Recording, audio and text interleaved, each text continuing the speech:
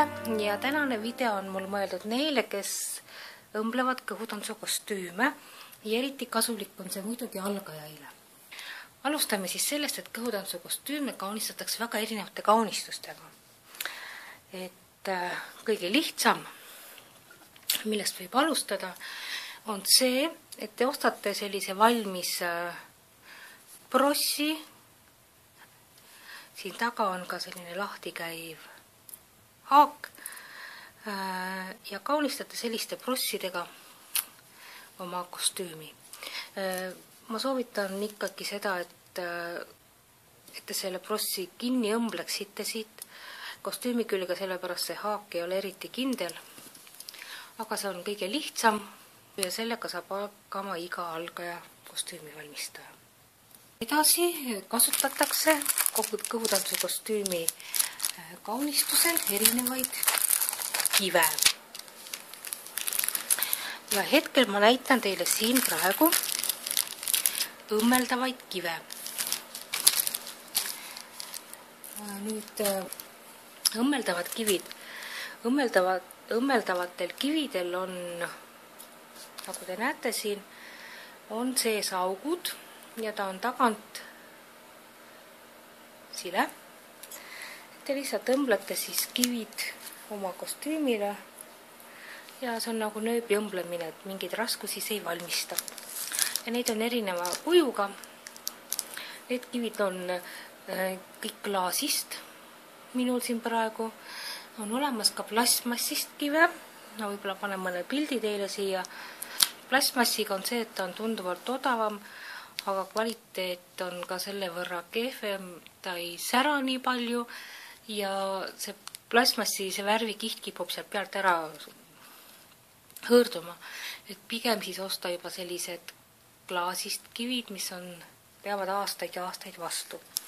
Nüüd eraldi tahan ma välja tuua sellise kivi, mis on sellise aluse peal, metallist aluse peal, nagu te näete. Ja siin on siis sees tavaliselt 4 auku, et siit sees saab siis niidi, saab selle kivi läbi õmmelda. Nüüd sellega on üks aga ja nimelt aga on see, et see kivi on kinnitatud selliste metallist konksukestega.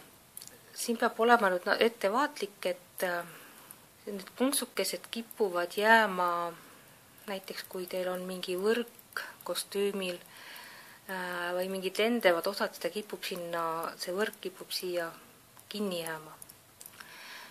Et on olemas ka sellised aluse peal kivid, kus on selline raam ümber, aga mul hetkel näidati ühtegi sellist ei ole. Aga aeg-ajalt ma ikkagi kasutan neid kive kostüümil, lihtsalt mõtlen läbi, kuhu ma neid panen. Mis meile ei sobi, et siin poodides müüakse selliseid kristalle, kivisid, mis on tagant, sellised koonuselised. Et neid kasutatakse ehete tegemisel ja siin on selline asi, et siia tuleb siis see metallraam tuleb siia ise, need konksukestega metallraam eraldi ostes ja taha kinnitada, et seda ei saa õmmelda ja seda ei saa liimida kostüümile, et kui te ostate, siis jälgige seda, et see tagumine osa oleks siin sirge. Nüüd edasi peale õmmeldavate kividega, ma panen neid kõrvale, on meil olemas ka liimitavad kivid. Ja liimitavaid kive on meil päris erinevaid suurusi, alates siis kõige pisematest millimeetrit, isegi vähem kui millimeeter on mõned, ja lõpetades siis väga suurtega. Neid valmistatakse ka, paremad kivid on klaasist, on olemas ka plastmassist ja need on tunduvalt soodsamad. Mul on nüüd näidata see vahe, et siin on mul, siin hunnikus on mul Swarovski kristallid. Ja Swarovski kristallidel siin ei ole taga liimi, nad on tagant sellised hallid, aga need kivid, TMC kivid on mul tagant liimiga. Ja selle kristalli läbimõõt on kuskilt siin vist on 4 millimeetrit, et ma ise kasutan kõige rohkem 4 ja 5 millimeetrise läbimõõduga kristalle, sellepärast väiksemaid on jube tüütu neid ükshaaval nokkida ja liimida. Ja liimimises kasutamegi hästi palju sellist pintsette. Mul on olemas ka pliiats, spetsiaalne pliiats, mis on siis sellise nakkuva pliiatsi südamega, millega saab tõsta. Ja ma näitan siis, kuidas neid müüakse, et erinevad firmad müüvad erinevates pakendites. Konkreetselt siin on mul juba lahti tehtud DMC firma, mis on sellise keskmise hinnaklassi firma kristallid. Sellises kinnises pakis ja neid pakis on 1440 tükki. Et kui müüakse muu kogusega, siis need pakid on juba edasimüüja poolt lahti tehtud. Ja muidugi Swarovski kristallid, mis on hinnaklassi poolest kõige kallimad. Aga vahe on see muidugi, et Swarovski kristalli ei ole praaki sees ja see läigi on väga-väga intensiivne, tugev.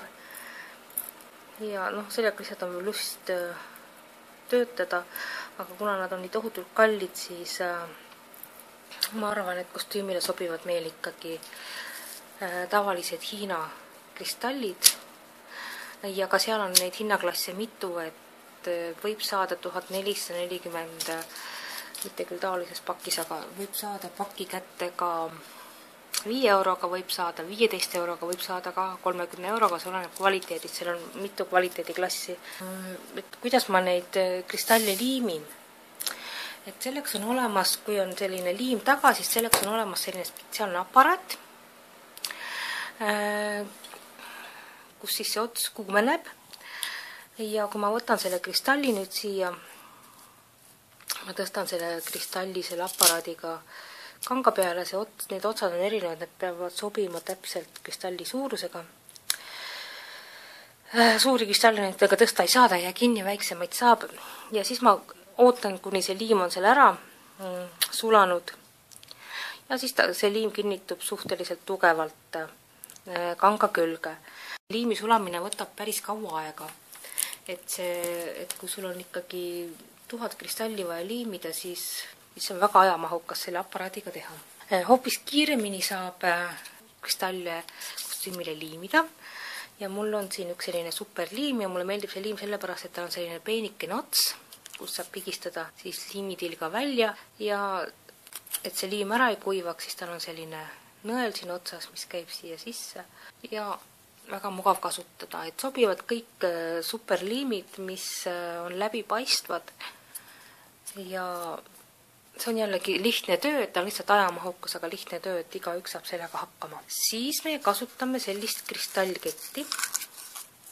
Ja sellega on võimalik ka kostüümi peale väga palju erinevaid huvitavaid mustreid teha. Ja siis ka sõmmelda pärlitega, niidiga või liimida kinni ta sinna kostüümi peale. Nüüd järgmisena hästi levinud kõhutantsu kostüümide kaunistus on litrid. Ja litrid müüakse siis kas sellise ketina või müüakse lahtiselt pakendis.